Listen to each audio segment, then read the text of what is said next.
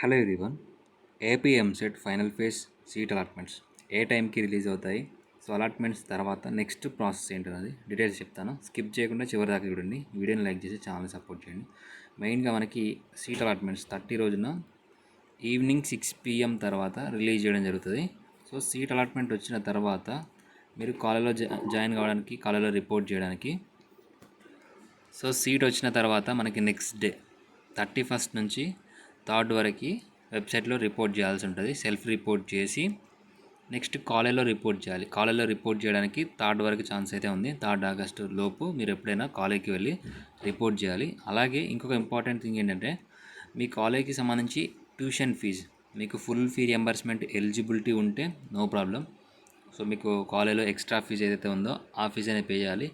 లేదు మీకు full fee reimbursement eligibility లేదు అని అంటే, మీకు అలాట్మెంట్లో ఏవైతే అమౌంట్ చూపిస్తూ ఉందో సో ఆ ఫుల్ అమౌంట్ అనేది మీరు కాలేజ్లో పే చేయాల్సి ఉంటుంది.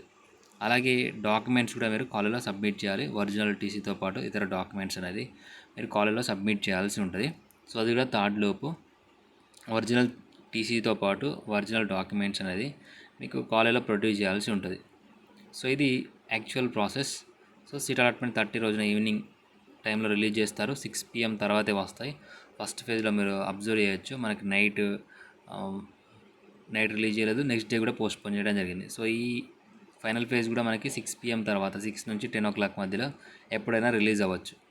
సో సెల్ఫ్ రిపోర్టింగ్ 31st నుంచి 3rd ఆగస్ట్ వరకు చేయొచ్చు. సో ఇది ఇన్ఫర్మేషన్. Thank you.